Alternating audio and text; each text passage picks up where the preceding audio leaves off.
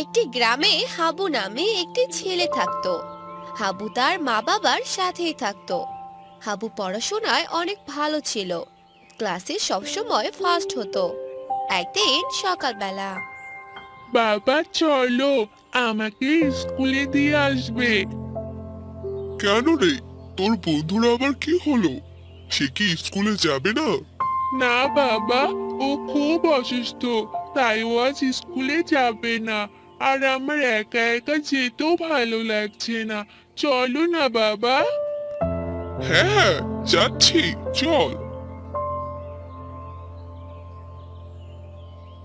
তারপর হাবু ও তার বাবা বেরিয়ে পড়ে আর রাস্তায় হাঁটতে থাকে। তখন হাবুর বাবা বলে, কি রে, আজ তো কোনো গাড়ি দেখতে পাচ্ছি না। মনে হচ্ছে হেঁটেই যেতে হবে। চল, হেঁটেই যাই। আচ্ছা বাবা চলো। সেই সময় সেই রাস্তা দিয়ে অনেক ছেলে সাইকেল নিয়ে স্কুলে যাচ্ছিল। হাবু তখন তাদেরকে দেখলো আর বলল, দেখো বাবা, সবাই সাইকেল নিয়ে স্কুলে যাচ্ছে। তুমিও তো আমাকে একটা সাইকেল কিনে দিতে পারো। না না, রাস্তাঘাটের অবস্থা একদম ভালো না। তোকে এখন সাইকেল কিনে দেওয়া যাবে না। রাস্তা তো ঠিকই আছে বাবা, তুমি দাও না আমাকে একটা সাইকেল কিনে। আচ্ছা, সেটা না হয় পরে দেখা যাবে। এখন চল। তারপর তারা হাঁটতে হাঁটতে স্কুলে পৌঁছে যায়। আর হাবুর বাবা হাবুকে স্কুলে রেখে বাসায় চলে আসে।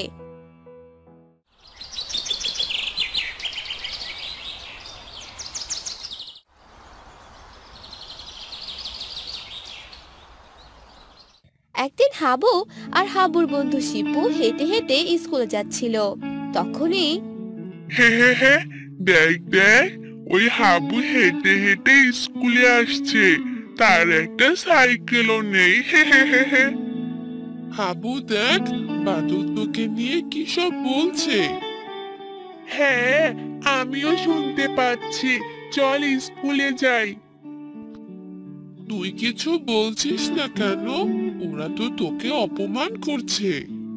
না শিপু, ওদের এখন কিছু বলা যাবে না, তাহলে ওরা আরো বেশি বেশি করে বলবে। তার চেয়ে চুপ করে থাকাই ভালো। আচ্ছা, ঠিক আছে। তারপর তারা স্কুলে চলে গেল। আর সেদিন হাবু বাসায় এসে তার বাবাকে বলল, বাবা, তুমি যদি আমাকে এবার নতুন একটা সাইকেল কিনে না দাও, তাহলে আমি আর স্কুলেই যাব না। সে কি কথা? স্কুলে যাবে না মানে? স্কুলে না গেলে পড়াশোনা হবে কি করে? ক্লাসে সবাই আমাকে নিয়ে অনেক হাসাহাসি করে। আমি অনেক ভালো ছাত্র, অথচ আমার একটা সাইকেলও নেই। বুঝতে পেরেছি। আচ্ছা আচ্ছা, ঠিক আছে। তোকে কালকেই একটা নতুন সাইকেল কিনে দিব। এটা শুনে হাবু অনেক খুশি হয়ে গেল। আর পরদিন হাবুর বাবা হাবুকে একটি নতুন সাইকেল কিনে দিল। আর হাবু তার নতুন সাইকেল নিয়ে পরদিন স্কুলে গেল। দেখ রে, হাবু তো একটা নতুন সাইকেল কিনে ফেলেছে। যে করেই হোক, হাবুর এই সাইকেল আমাকে নষ্ট করতেই হবে। বাদল ও তার বন্ধুরা এসব নিয়ে কথা বলছিল। হাবু ক্লাসে ঢোকার পর বাদল ও তার বন্ধু মিলে হাবুর সাইকেলের পাম্প ছেড়ে দিল। তখন শিপু হাবুকে বলল, দেখ হাবু, বাদল ও তার বন্ধুগুলা তো সবসময় আগে ক্লাসে ঢুকে। আজ এত দেরি করলো কেন জানি? একদিন একটু দেরি হতেই পারে, এতে নিয়ে এত ভাবার কি আছে? আমার তো একটু ঘাবলা লাগছে। আরে, এখন এসব কথা বাদ দিয়ে ক্লাস কর। তারপর তারা ক্লাস করতে লাগলো। ক্লাস শেষ করে হাবু সাইকেল নেবে ঠিক তখনই কি, আমার সাইকেলে তো একটুও পাম্প নেই। পাম্পগুলো বের হয়ে গেল কিভাবে? পাম্প তো ছিলই, তাহলে এরকম হলো কি করে? দেখেছিস, হয়তো বাদল এসব করেছে। আজও সবার শেষে ক্লাসে ঢুকেছিল, ওই হয়তো এ কাজ করেছে। কি রে, এ কি হলো হাবু? নতুন সাইকেলের পাম্প এত তাড়াতাড়ি শেষ হয়ে গেল? তুই কি আমার সাইকেলে পাম্প ছেড়ে দিয়েছিলি নাকি? আমি আমি কেন তোর সাইকেলের পাম্প ছেড়ে দেব? আমার মনে হয় তুই এই কাজ করেছিস। হ্যাঁ, আমারও তাই মনে হয়। আরে রাখ তো তোদের এসব কথা, আমি এগুলো কিছুই করিনি। দেখলি হাবু, কিভাবে মিথ্যা কথা বলে চলে গেল। হ্যাঁ, চল হেঁটেই বাড়িতে যাই। তারপর দুজনে মিলে হেঁটে হেঁটে বাড়িতে চলে গেল। এভাবেই অনেক দিন চলে গেল।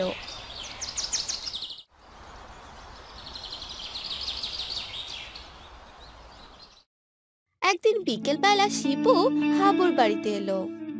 হাবু, কিরে হাবু? হ্যাঁ বল, কি হয়েছে? চল আজ তোর সাইকেলে করে ঘুরে আসি। আচ্ছা চল। তারপর দুজনে মিলে সাইকেলে করে ঘুরতে লাগলো। তখনই তারা বাদলকে দেখতে পেল। সে অনেক দ্রুত সাইকেল চালাচ্ছিল আর হাবু আস্তে আস্তে সাইকেল চালিয়ে যাচ্ছিল। তখন বাদল হাবুকে বলল,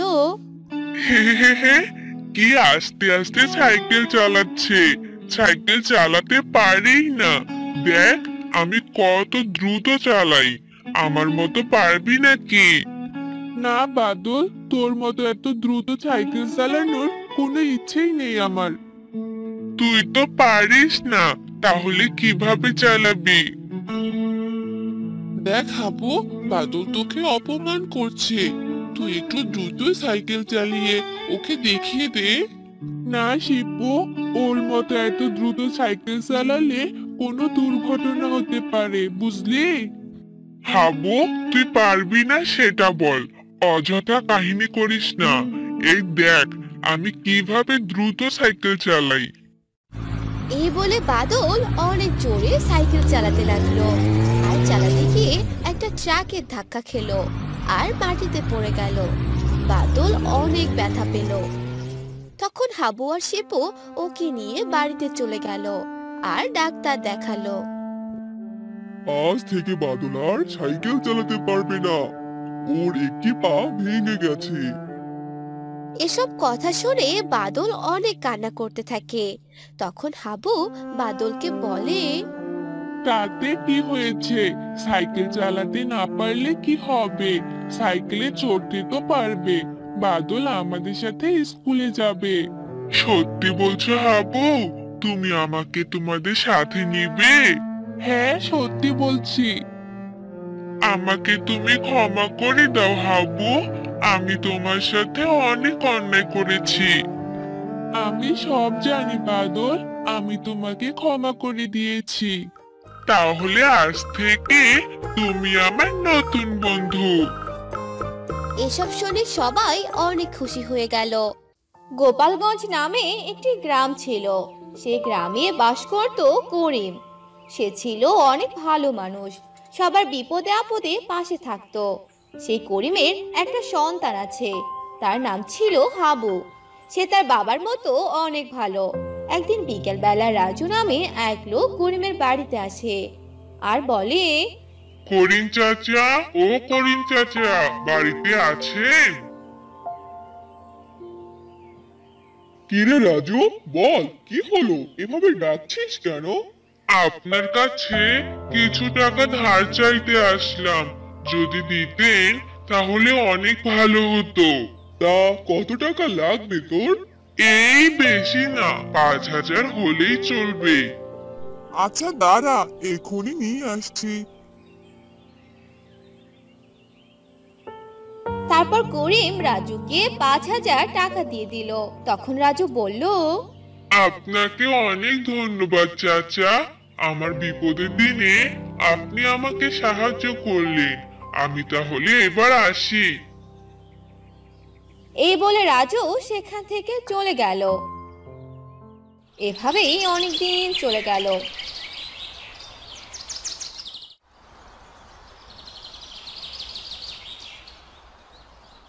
গ্রামের সবাই তাদের জমিতে অনেক ফসল চাষ করত। একদিন হাবু তার বাবাকে বলল, আচ্ছা বাবা, সবাই তো জমিতে অনেক কিছু চাষ করে, কিন্তু তুমি করো না কেন? শুধু কি চাষ করলেই হয় বাবা? অনেক পরিশ্রম করতে হয়, দেখাশোনা করতে হয়, কিন্তু এগুলো করার মতো সময় যে আমার হয় না রে বাবা। তাতে কি হয়েছে বাবা? এবার থেকে তুমিও চাষ করবে আর আমি দেখাশোনা করব। বলো না বাবা, করবে? আচ্ছা বাবা, ঠিক আছে, তুমি যখন এত করে বলছো তাহলে এবার চাষ করব। এসব শুনে হাবু অনেক খুশি হয়ে গেল। আর এবার হাবুর বাবা জমিতে ধানের চাষ করলো। বাবা, তুমি দেখো, এবার আমাদের অনেকগুলো ধান হবে। আমিও অনেক যত্ন করব। আচ্ছা ঠিক আছে, তাই দেখা যাবে। এভাবেই অনেকদিন চলে গেল।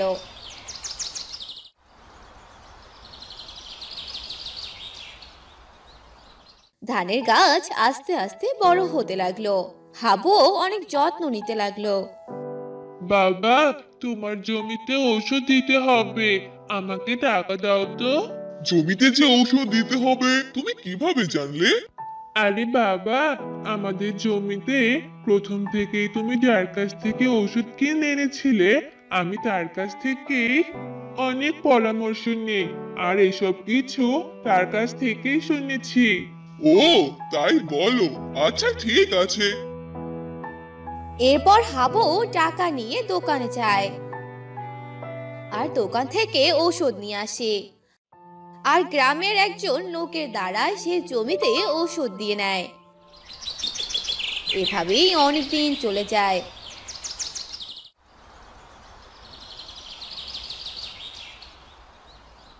আরে বাহ, গাছগুলোতে তো ধান ধরেছে, আর এগুলো যদি পেকে যায় তাহলে তো অনেক ভালো হবে, আর বাবাও অনেক খুশি হবে। অন্যদিকে সে গ্রামে অনেক কৃষক তাদের জমিতে অনেক অনেক ফসল চাষ করেছে। তাদের সবার জমিতে ফসল অনেক ভালো হয়েছে। কিন্তু সেই গ্রামেই ঘটলো এক কালময় ঘটনা। গ্রামে এক দৈত্যের আবির্ভাব ঘটলো, কিন্তু এটা কেউ জানতো না।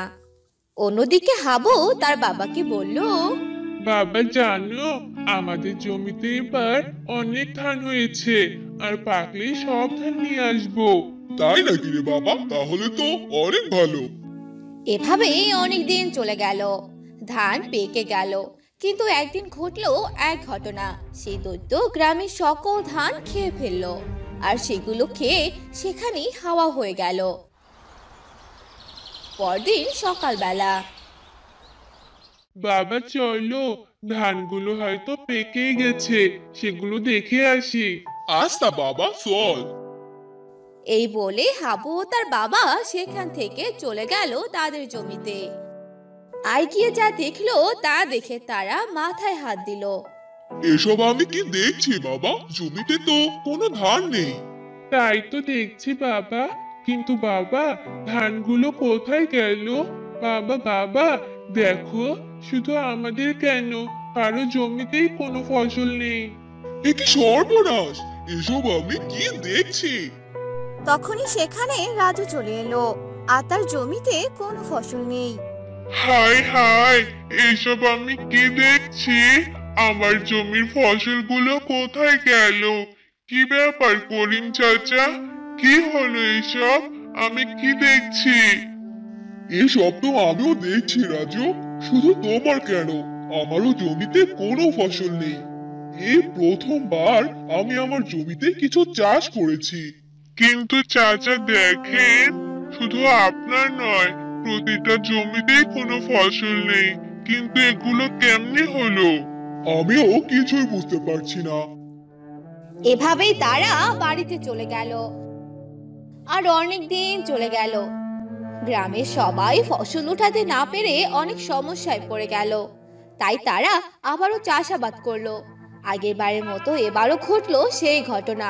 সেই দৈত্য আবারও হাজির হলো।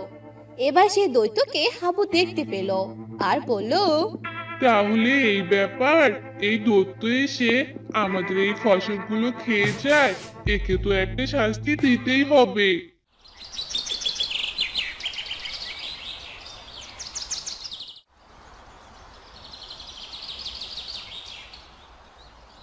আর একদিন হাবু সেই দৈত্যের সামনে গেল আর বলল, এই দৈত্য, তুই আমাদের সকলের ফসল খেয়ে নষ্ট করছিস কেন?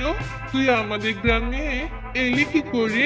কে কে তুই তুই আমার সাথে এভাবে কথা বলার সাহস পেলি কোথা থেকে? বেশি কথা বললে তোকে আমি উড়িয়ে দিব। তুই আমাদের সবার ফসল নষ্ট করছিস, তোকে আমরা কেউ ছাড়বো না। ফু, যা, উড়ে যা। ও সাহস থাকলে উপর থেকে নয়, নিচে নেমে আমার সাথে যুদ্ধ কর। কি সব বলছে ছেলেটা? আমি তো ওকে দেখতেই পাচ্ছি না। কি হলো, তুই আমার কথা শুনতে পারিসনি?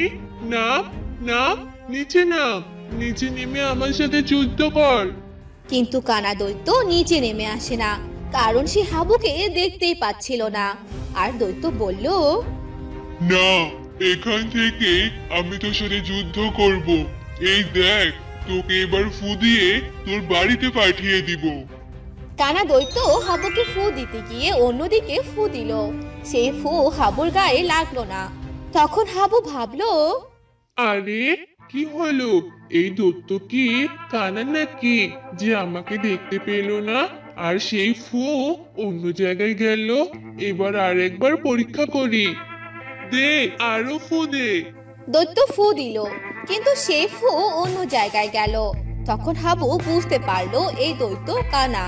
তখন হাবু বলল, তাহলে এই দৈত্যকে এই গ্রাম থেকে তাড়ানো আমার পক্ষে একদম সোজা হয়ে গেল।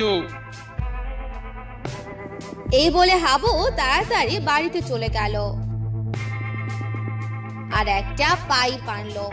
সেটার ভিতরে চুনের পানি দেয়া ছিল। তখন হাবু সেটা দৈত্যের শরীরে ছিটিয়ে দিল আর দৈত্য জোরে জোরে চেঁচাতে লাগলো। এটা কি হলো? আমার শরীরে এগুলো কি পড়লো? আমার পুরো শরীর তো জ্বলছে। দৈত্যের এমন চেঁচামেচিতে সেখানে অনেকেই জড়ো হয়ে যায় আর সবাই বলতে থাকে, আরে কি হলো হাবু? কে চেঁচাচ্ছে এভাবে? বাবা, উপরে একবার তাকাও। আরে এটা তো একটা দৈত্য, এখানে কেন? তখন হাবু সব কথা বলে দিল। এসব শুনে হাবুর বাবা ও গ্রামবাসী অবাক হয়ে গেল। আর তখন সবাই সেই দৈত্যর গায়ে চুন ছিটিয়ে দিল আর দৈত্য পুড়ে যেতে লাগলো। এটা হতে পারে না। আমি আবার আসবো, আবার আসবো। এই চল চল, স্কুলের সময় শুরু হয়ে গেছে, তাড়াতাড়ি চল, দেরি হয়ে গেলে স্যার তো বকা দিবে রে। হাবু, আমার তো বেশি ভয় লাগছে রে, কারণ আমার তো কোনো পড়া হয়নি। আমি বরং বাড়িতেই ফিরে যাই, স্যারকে বলবো আমি অসুস্থ। এমনিতেই তোর পড়া হয়নি, আবার মিথ্যে কথা বলবি তাই না? বেশি কথা না বলে চল তাড়াতাড়ি। কিরে হাবু শিপু, তোদের স্কুলে আসতে এত দেরি হলো কেন রে? তোরা কি জানিস না ক্লাসের সময়সূচি? জি স্যার, জানি। আমরা আজকে আসার কোনো গাড়ি পাইনি স্যার, এজন্য আসতে অনেক দেরি হয়ে গেল। ঠিক আছে, যার যার ছিটে গিয়ে বস তোরা। তারপর হাবু আর শিপু তাদের সিটে গিয়ে বসে পড়লো। আর তখনই স্যার শিপুকে পড়া ধরলো আর শিপু মনে মনে বলল, আমি জানতাম এই স্যারটা আমাকেই পড়া ধরবে, মানে আর কাউকে মনে হয় খুঁজে পায় না। এসে একটু শান্তি করে বসবো, সেটাও আর হলো না। কিরে, তোকে কি বললাম শুনতে পাসনি? নাকি আজকেও তোর পড়া হয়নি? ও বুঝেছি, আচ্ছা ঠিক আছে, আজকের জন্য তোকে ক্ষমা করে দিলাম। যাক বাবা, বাঁচা গেল। আজ সূর্যটা যে কোন দিকে উঠেছে, স্যারটা অনেক ভালো, কাল থেকে ভালো করে পড়ে আসবো। এভাবেই হাবু আর শিপু তাদের ক্লাস করতে লাগলো। ক্লাস শেষ করে তারা বাড়িতে যেতে লাগলো। তখনই তারা জঙ্গলের পাশ দিয়ে একটা চিকন রাস্তা দেখতে পেল। তখন হাবু বলল, কি রে শিপু, এই রাস্তা দিয়ে আবার কোথায় যেতে হয় রে? আগে তো এখানে কোনো রাস্তা দেখিনি। চল তো, আজকে এই রাস্তা দিয়ে বাড়িতে যাব। আরে কি বলছিস এসব? আমরা তো এই রাস্তা চিনি না, জানিও না এই রাস্তাটা কোথায় গেছে। যদি আমরা হারিয়ে যাই তাহলে কি হবে বল? তুই কি পাগল হয়ে গেলি নাকি রে? এক রাস্তা না পেলে অন্য রাস্তা ঠিকই পেয়ে যাব। কথা না বাড়িয়ে চল তাড়াতাড়ি যাই এবার। তখনই সেই রাস্তা থেকে এক বৃদ্ধ লোকের কান্নার আওয়াজ ভেসে আসে। আর সেই কান্নার আওয়াজ শিপু ও হাবু দুজনেই শুনতে পায়। তুই কি কারো কান্নার আওয়াজ শুনতে পাচ্ছিস? হ্যাঁ, শুনতে পাচ্ছি। তাহলে চল সামনে গিয়ে দেখি কে এভাবে কান্না করছে। আমার অনেক ভয় করছে রে। যদি কোনো ভূত হয় তখন তো আমাদের খেয়ে ফেলবে। ধুর, কি বলছিস এসব? চল তো এবার।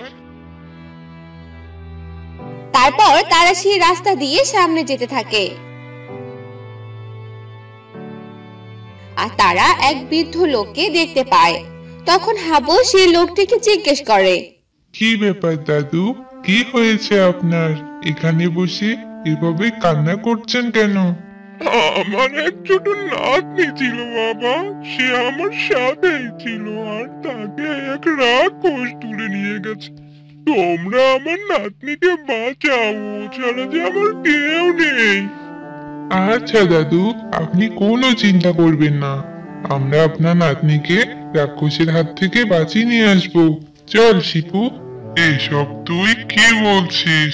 ওখানে যাবি মানে ওই রাক্ষস তো আমাদেরকেও মেরে ফেলবে। তুই এত ভয় পাস কেন বলতো? একজন বিপদে পড়েছে আর তুই কি না এসব বলছিস? চল তো এবার। তারপর হাবু আর শিপু সেই রাস্তা দিয়ে যেতে থাকে।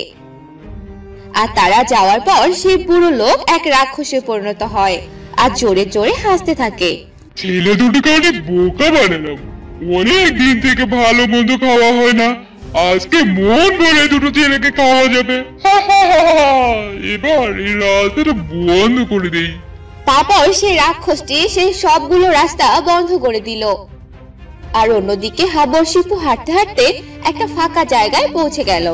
আর তারা চারিদিকটা ভালো করে দেখলো। আরে, আমরা এটা কোথায় এলাম?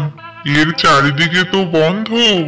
আর দেখাবো, আমরা যে পথ দিয়ে এসেছিলাম সেটাও তো খুঁজে পাচ্ছি না। সেটাই তো দেখতে পাচ্ছি।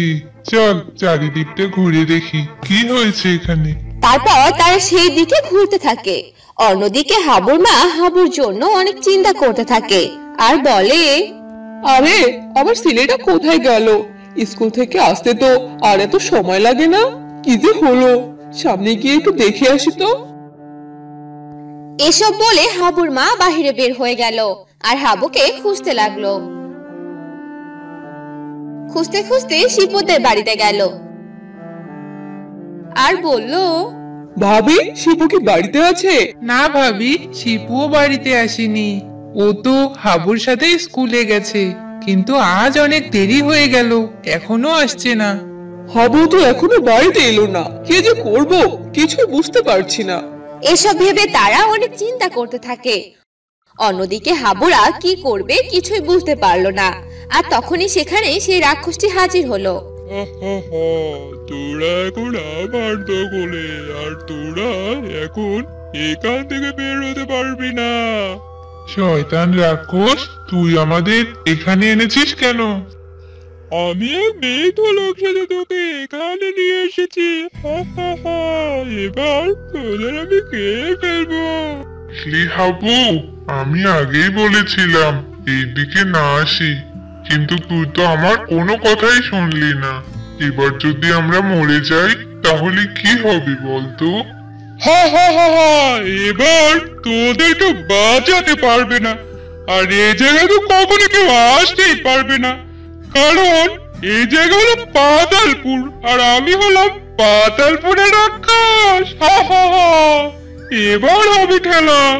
তখন হাবু শিপুর কানে কানে বলতে লাগলো, এই রাক্ষস খুব চালাক, আর আমরা এখান থেকে বেরো হতে পারবো না। আর আমাদের এখান থেকে যে করে হোক বেরোতে হবে। কোনো একটা বুদ্ধি বার কর এখান থেকে বাঁচার। আমার মাথায় তো কিছুই আসছে না রে, শুধু ভয় লাগছে। তারপর হাবু ভাবতে লাগলো যে কি করবে। হাবু লক্ষ্য করলো পাতালপুরে সবকিছু সবুজ রঙের দেখতে। এখানের সব গাছপালা, মাটি সবগুলোই সবুজ রঙের। আমার মনে হয় এর সাথে কোনো কানেকশন আছে। তখনই হাবু অনেকক্ষণ ভাবলো যে সে কি করবে। তখনই সেগুলো ভাবতে ভাবতে সে একটি ছোট গাছের ডাল ভাঙলো। আর তখনই এই কি করছিস তুই? আমার লাগছে তো, ছাড় ওটাকে। এই ডাল ভাঙতে রাক্ষসের ব্যথা লাগছে মানে এই তাহলে কানেকশন। তখনই হাবু শিপুকে ডাক দেয় আর সব কথা খুলে বলে। আর সেখানে একটি ছোট কাঁচি দেখতে পায় আর সেটা দিয়ে সবগুলো গাছ কেটে ফেলে। আর রাক্ষসটি চিল্লাতে লাগলো, এই বাচ্চা কি করছিস এসব? ছাড় এগুলো। সবগুলো গাছ কেটে ফেলাতে সে রাক্ষস মারা গেল। অন্যদিকে সেখানকার সব গাছ হাওয়া হয়ে গেল আর সেই গাছগুলো থেকে ছোট ছোট বাচ্চা বেরিয়ে এলো। তার মানে এই রাক্ষস এদের নিয়ে এসেছিল, আর এই সবকিছু ধ্বংস হওয়ার কারণে সবাই মুক্তি পেল। সেখানে থাকা সব বাচ্চাগুলো হাবু ও শিপুকে ধন্যবাদ দিল। আর সবাই একসাথে বাড়িতে পৌঁছে গেল। আর সে পাতালপুরের রাক্ষস থেকে সবাই মুক্তি পেল আর জায়গা অনেক সুন্দর হয়ে গেল।